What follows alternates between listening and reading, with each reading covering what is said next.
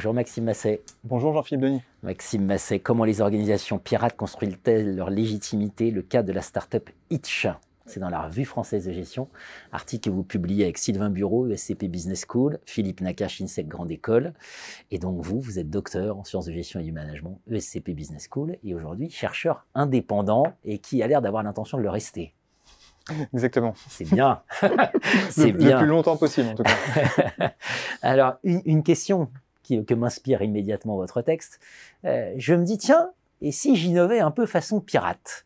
Et dans votre texte, je comprends que ça va faire appel à... il va falloir que je pense pragmatisme, ouais. Il va falloir que je pense clandestinité. Ouais. Expliquez-nous. Oui, exactement. Donc en fait, c'est un peu ce qu'on a essayé de mettre en évidence dans notre article avec Sylvain Bureau et Philippe Nakache. C'est que au départ, en fait, les organisations pirates vont se développer plutôt dans une forme de discrétion, sur des bases temporaires à visibilité réduite, comme diraient Rodolphe Durand et Jean-Philippe Verne. Et en fait, l'idée, c'est de pouvoir échapper au départ à la visibilité, notamment des acteurs établis ou de l'État, pour pouvoir justement amorcer son activité au contact de sa communauté.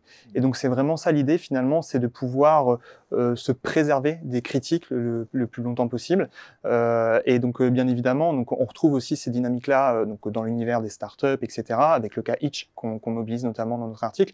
Mais ça se retrouve aussi également dans des entreprises parfois ou des organisations. C'est les fameuses démarches de bootlegging en fait, où on va chercher justement un peu à garder en secret certaines activités pour qu'elles puissent se concrétiser au départ sans par exemple rencontrer certaines contraintes bureaucratiques.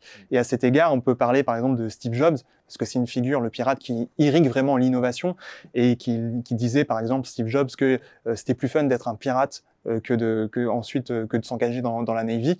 Et donc ça montre un peu comment cette démarche-là, elle peut un peu se retrouver dans plusieurs contextes en lien avec l'innovation. Pour innover heureux, innovons cachés. Tout à fait. C'est un peu ça l'idée, parce que si on devient visible, c'est ça le problème, on dérange un ordre établi, et donc l'ordre établi se protège. Exactement.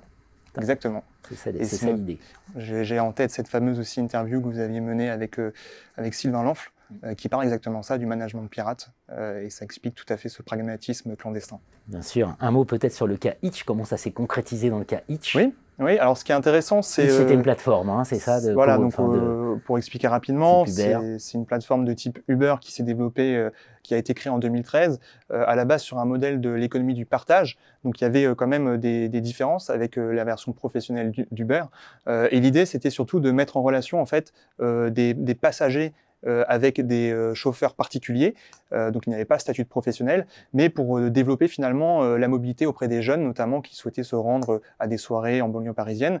Et donc au départ, en fait, pendant près de 2 ans, la start-up s'est développée de manière relativement clandestine, au contact direct de sa communauté. Très concrètement, les entrepreneurs sont allés dans les boîtes de nuit pour parler de leur activité, sans forcément aller dans des médias pour s'afficher de manière très visible. Et comme ça, petit à petit, chemin faisant, eh bien, finalement, la légitimité s'est construite auprès de cette communauté. On parle d'une légitimité pragmatique, au sens où la start-up répondait aux besoins concrets des utilisateurs. Et donc, ça lui a permis de se développer petit à petit, mais finalement de prendre aussi pas mal d'envergure au fil du temps, jusqu'à rencontrer après certains déboires au niveau de la justice, quand la start-up est devenue beaucoup plus visible.